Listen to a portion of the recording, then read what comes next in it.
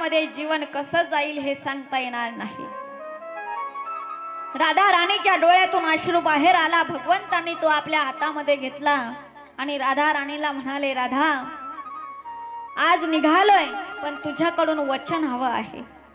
कसलं वचन? राधा राणीकडून वचन घेतलं प्रभूने की आजपासून तुझ्या डोळ्यातला अश्रू डोळ्याबाहेर येणार नाही।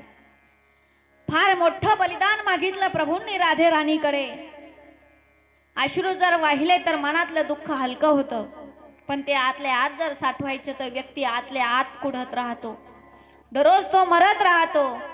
राधा, हे राधे, तुझे अश्रू जर बाहेर आले तर ते माझा रस्ता अडवण्याचं कार्य करतील। तुझ्या अश्रूमध्ये ती ताकद आहे म्हणून अश्रू आवर। राधा राणीने वचन दिलं, जीवनामध्ये मी कधीही रडणार नाही। प्रभू त्यावेळेस राधा राणीला वचन देतात, राधा माझ्या नावाच्या अगोदर लोक नेहमी तुझं नाव घेतील, म्हणूनच आपण नेहमी म्हणतो राधे श्याम। माझ्या नावाच्या अगोदर लोक तुझं नेहमी नाव घेतील। माझ्या जीवनामध्ये किती जरी स्त्रिया आल्या, माझ्या जीवनामध्ये किती जरी स्त्रिया आल्या तरी सुद्धा माझ्या हृदयामध्ये केवळ राधेचा वास राहील। माझ्या हृदयामध्ये फक्त राधा राहील। राधाशिवाय हा कृष्ण कधीही पूर्ण होणार नाही। राधाशिवाय हा कृष्ण नेहमी आधा आहे, पूर्ण होणार नाही। दुसरी होती प्रभूची मुरली। ती मुरली प्रभूने राधा राणीला सांगितलं, ही बासुरी वृंदावनामध्ये फक्त तुझ्यासाठीच वाजली। आजपासून जोपर्यंत तुझी आणि माझी परत भेट होत नाही तोपर्यंत ही बासुरी मी वाजवणार नाही। प्रभूंनी तिथून पुढे परत राधा राणींना भेटेपर्यंत बासरी वाजवली नाही। प्रभू निघाले,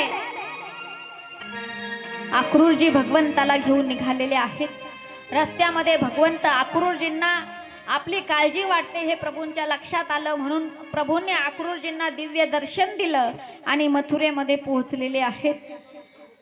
मथुरेमध्ये पोहोचल्यानंतर पाठीमागून नंदबाबा सर्व गोपाळ सुद्धा यात्रा बघण्यासाठी आलेले आहेत। भगवंताला आनंद झाला, सर्व गोपाळ आले, सर्वजण निघाले, मथुरेमध्ये प्रवेश केला।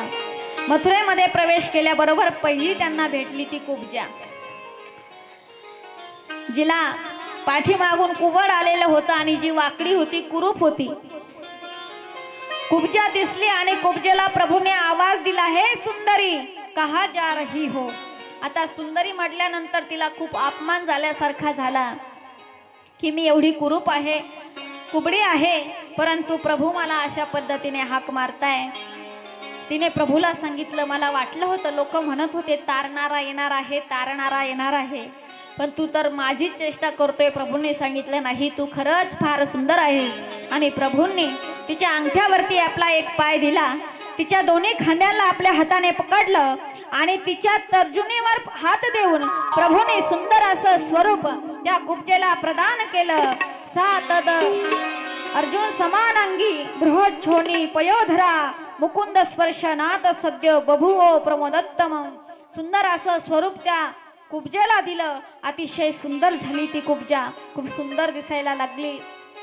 पुढे गेल्यानंतर गोपाळ म्हणाले, यात्रेमध्ये फिरायचे, कपडे चांगले पाहिजे।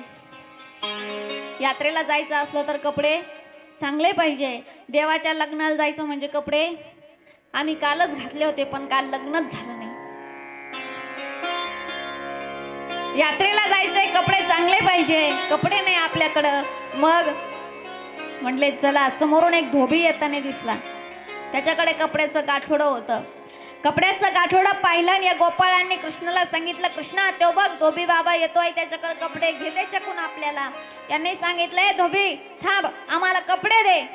आता तो रागीट गर्विष्ठ धोबी होता, कंसाच्या राज्यातला होता।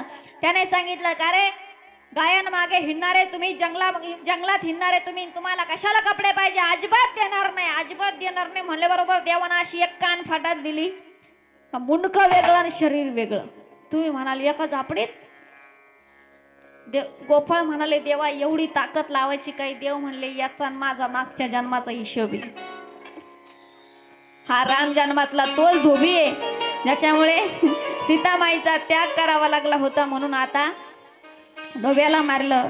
पुढे गेल्यानंतर कंसाने महाबलाढ्य हत्ती, ज्याचं नाव कुवलया पीड असं होतं, अगोदरच व्यवस्था करून ठेवली की कुवलया पीड भगवंताला त्याच्या पायाखाली चिरडेल.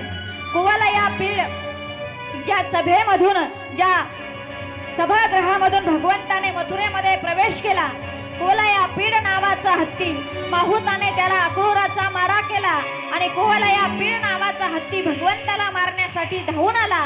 परंतु भगवंताने त्याचे दोन्ही दात हातामध्ये धरून आपल्या प्रचंड बलाने कुवलया पीड हत्तीचा त्या सभेमध्ये उद्धार केला.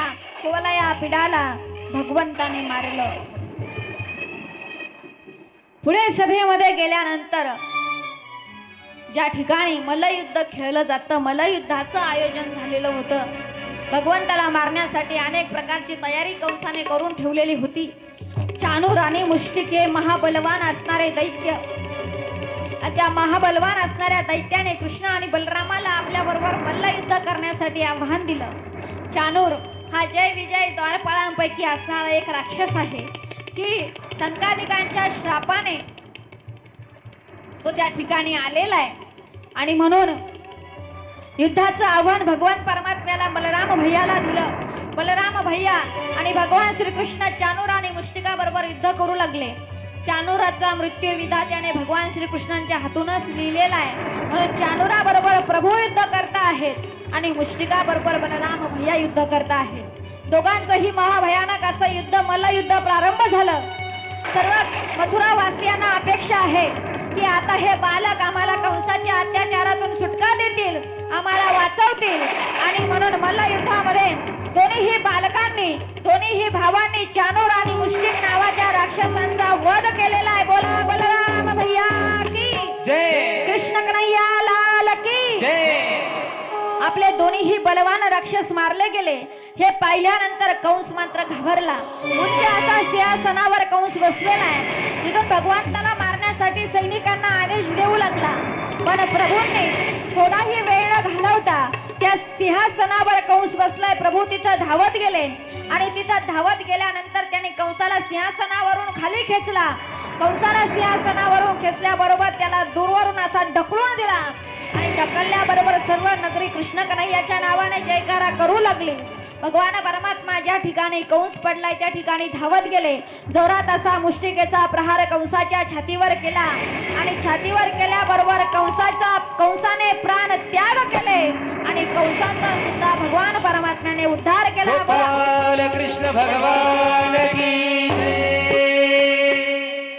अशा रीतीने चाणूर मुष्टिक कंसाचा प्रभूंनी वध केला.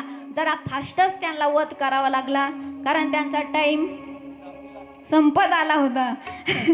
सर्व काही अगदी फास्ट करावं लागलं. कालचंही भरायचं, आजचंही भरायचं, म्हणून फास्ट मध्ये कंस वध भगवान परमात्म्याने केला. पहिली भगवंताने कारागृहामधून सुटका केली महाराज उग्रसेनांची, कंसाच्या वडिलांची. स्वतःच्या माता पित्याला सुद्धा भगवान परमात्म्याने कारागृहातून बाहेर काढलं. परंतु यादव हे राजगादीवर बसू शकत नाही, म्हणून पुन्हा उग्रसेन महाराजांचा राज्याभिषेक करण्यात आला आणि उग्रसेन महाराज पुन्हा मथुरेचे स्वामी झाले. देवकी आणि वसुदेवांना आपल्या पुत्राची प्राप्ती झाली. खूप आनंदित झाले. प्रभू 11 वर्षाचे झाले होते. एक दिवस वसुदेव देवकी बसलेले असताना विचारलं, बाळा तू काय काय शिकला आहेस? बाळाने सांगितलं, काही नाही, फक्त भाकरी बांधायची आणि गाया चारायला जायच्या, एवढंच शिकलो आहे. आता गोकुळात राहत होतो, खेड्यात राहत होतो, गवळ्याच्या घरी राहत होतो, त्यामुळे काय शिकणार. म्हणून गुरुकुलामध्ये प्रभूंना शिकण्यासाठी घालण्यात आलं. प्रभू ज्या ठिकाणी शिकायला होते ती आहे उज्जैनी नगरी. आता आपण उज्जैन म्हणतो. मथुरा आणि उज्जैन फार अंतर आहे, पण उज्जैन नगरीमध्ये संदीपनी गुरुजींच्या आश्रमामध्ये भगवान श्रीकृष्णांना आणि बलराम भैयांना शिकवण्यासाठी पाठवण्यात आलं. अल्प कालावधीतच भगवान परमात्म्याने आपली शिक्षा पूर्ण केली आणि पुन्हा मथुरेला आले. मथुरेला आल्यानंतर मथुरेवर फार मोठं संकट डगमगत होतं, संकट ओढावणार होतं. ते संकट फार बलशाली होतं, कंसापेक्षाही बलशाली. कंसाच्या 2 पत्न्या होत्या. कंसाच्या 2 पत्न्या होत्या, आस्ती आणि प्राप्ती. आणि आस्ती आणि प्राप्तीच्या वडिलांचं नाव होतं जरासंध. हा जरासंध महाभयानक होता, त्याला भगवंत सुद्धा मारू शकत नव्हते. महापराक्रमी असणारा तो जरासंध, त्या जरासंधाकडे दोन्हीही कन्या गेल्या आणि तिथं सांगू लागल्या की आमच्या पतीचा वध झाला आहे. आपल्या मुलींना विधवा झालेलं पाहिलं, आपल्या मुलींना विधवा झालेलं पाहिलं आणि जरासंधाला क्रोध आला. पित्रे मगध राजाय जरासंधाय दुःखिते वेदयान चक्र तू सर्वत्मात वैधव्य कारणम, की आपल्या मुलींना वैधव्य ज्याने केलंय, ज्याने विधवा केलंय, त्याला मी सोडणार नाही. म्हणून खूप सारं सैन्य एकत्रित केलं आणि जरासंधाने मथुरेवर आक्रमण केलं. मथुरेवर आक्रमण केल्यानंतर भगवान परमात्म्याने बाकी सर्वांना मारलं, सर्वांना परास्त केलं. परंतु भगवान परमात्म्याने जरासंधाला मारलं नाही. किंवा बलराम भैया मारतायत परंतु त्यांनाही अडवलं. बलराम भैया म्हणतात, अरे कृष्ण तू का अडवतोय, मी याला मारतोय ना. प्रभू बलराम भैयाला सांगताय आपण इथे अवतार घेतला कशासाठी? राक्षसांना, दुष्टांना मारण्यासाठी. दुष्टांना मारण्यासाठी आपला अवतार झालेला आहे. आणि जरासंध आपलं काम फार सोपं करणार आहे. हा इथून हरला की परत जाईल, परत गेला की परत कितीतरी दुष्टांना एकत्र करील, परत येईल. आपण फक्त आता इथं बसल्या बसल्या दुष्ट मारायचे, त्यांना जमा करण्याचं काम हा बरोबर करेल. म्हणून जरासंधाला सोडलं. महाराज जरासंधाने एकदा नाही, दोनदा नाही, तीनदा नाही, तब्बल 17 वेळेस मथुरेवर आक्रमण केलेले आणि 17ही वेळेस भगवान परमात्म्याने त्याचा पराभव केलेला आहे. शेवटच्या वेळेस जेव्हा तो आला तेव्हा एकटा नाही आला, काल यवनाला घेऊन आला.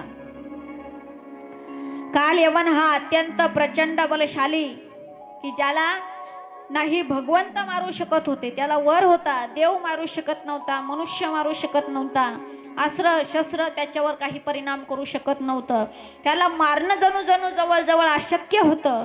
असा काल यवन आणला. भगवान परमात्मा युद्धातून पळाले. काल यवन देवाच्या मागे लागला, देव पुढे, काल यवन मागे पळाला पळाला पळाला. भगवंताला म्हणू लागला, अरे पळतोस काय, पिछा करतोय देवाचा, पळतोयस काय, अरे रणछोड थांब. रणछोड म्हणाला. देव म्हणाले काही हरकत नाही, इथून पुढे लोक मला रणछोड या नावाने सुद्धा ओळखतील. डाकोरला जर जाऊन पाहिलं तर रणछोडाचं मंदिर आहे. रणछोड नाव देवाने स्वीकारलं. प्रभू पळत पळत एका गुहेमध्ये गेले. तिथे जाऊन भगवंत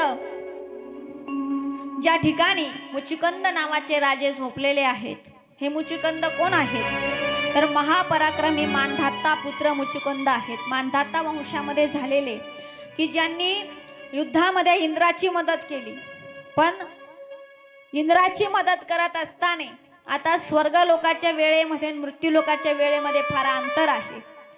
स्वर्गामध्ये युद्ध करत असताना इकडे एक युग परिवर्तन झालं आणि मुचुकंद राजाचं कुणीच राहिलं नाही. जेव्हा परत आले युग परिवर्तन झालेलं आहे, आपलं कुणीच राहिलं नाही म्हणून दुःखी झाले.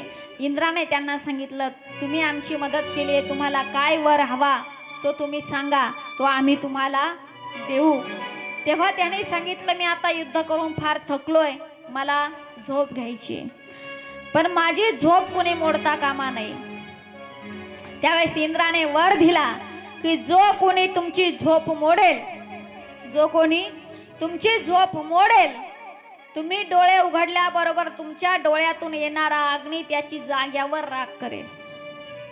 भगवंताला हे माहिती होतं की कुठला अस्त्र शस्त्र काल यवनाला मारू शकत नाही, कुठला मनुष्य मारू शकत नाही, पण हा देवतेचं वरदान आहे आणि याद्वारे काल यवनाचा मृत्यू निश्चित आहे. म्हणून भगवंत तिथे गेले. आपल्या अंगावरील असणारा उपर्ण श्वाल म्हणा ती त्यांनी त्याच्या अंगावर टाकली. मुचुकंद राजाच्या प्रभू लपून बसले. आता हा काल यवन पाठीमागून गेला. अरे पळून आला आणि इथं येऊन झोपतोस असं म्हणून महाराज मुचुकंदाला लाथ मारली. लाथ मारल्याबरोबर मुचुकंद जागे झाले. जागे झालेल्या मुचकंदांनी डोळे उघडले आणि डोळ्यातली असणारी अग्नी काल यवनावर पडली आणि काल यवनाचा जागीच मृत्यू झाला. परंतु भगवंतांनी ठरवलं की आता मला मथुरेमध्ये राहायचं नाही. मथुरेमध्ये खूप वेळा आक्रमण झालंय आणि लोकांची स्थिती, लोक खूप घाबरले. म्हणून रात्रीत विश्वकर्म्याला बोलावलं आणि विश्वकर्माजींना सांगितलं की आमच्यासाठी सुंदर अशी नगरी तयार करा. तुम्ही ऐकू राहिले पण सुंदर अशी नगरी तयार करा. म्हणून समुद्राला विश्वकर्माजी प्रार्थना करतायत की प्रभूला राहण्यासाठी निवासस्थान द्या. द्वारका ही समुद्राच्या मधोमध आहे, बेटावरती आहे. समुद्रही नकार देऊ शकत नव्हते.